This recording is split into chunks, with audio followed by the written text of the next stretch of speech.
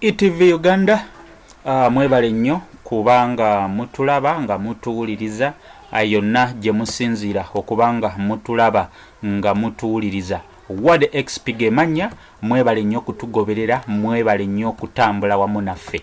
Ensonga za Eddie Kenzo, omuyimbi Eddie Kenzo ekiro ekikeeseza olunaku olwaleero avuddeyo n'obubaka obutongole bwa recordings mu ka video clip n'agamba nti tagenda kuddamu kuyimba mu Uganda okujjako nga Sheikh Nuhu Muzata bate avuddeyo n'amwetondera olw'ebyo byamwogeddeko. Sheikh Nuhu Muzata yavaayo n'ayogera ebigambo bingi mu kwanjula mu kukyala kwa Rema Namakula okwali mu bitundu byali ebyennaggulu. Rema we yali nga akyazizza Sebunya, Dr. Hamza Sebunya mu maka g'abakadde be wandiise agassenga kubanga okukyala kubeera mu maka gassenga.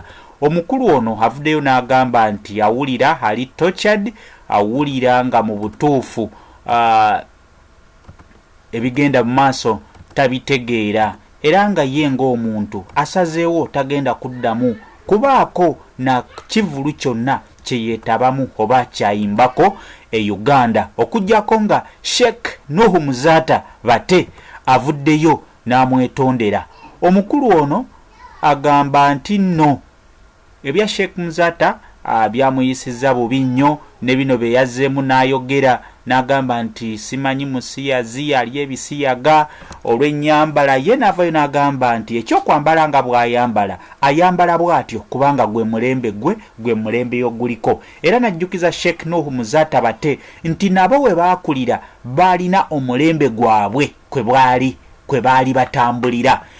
Kino kitegeeza ki eri awagira Eddie Kenzo nti singa Sheikh Nuhu Muzata bate tavaayo ne yeetondera Eddie Kenzo, oyinza obutaddamu kuwulira mwana mulenzi ono Eddie Kenzo oba okumulabako ku stage yonna. Wetwogerera nga omukulu ono akyali Colombia gye yabadde ne successful show eyajjuzza abantu abangi mu kibuga Medellin ekya Colombia. So byebyo ebiriwo omukulu ono agambye nti tajja kuddamu kuyimba Uganda, tajja kuddamu kulabikako ku stage mu ggwanga lye erya Uganda paka nga Sheikh Nuhu Muzata bate avuddeyo n'amwetondera. Ward XP gemanya mwebale nnyo kutulaba, mwebale nnyo kutuwuliriza. Tujja kubanga tukutuusaako buli mboozi yonna, buli story yonna eguddewo, bye weetaaga okumanya byonna tujja kubanga tubikutuusaako. Webale nnyo kutulaba, webale nnyo kutugoberera. Omukama Katonda abakuume.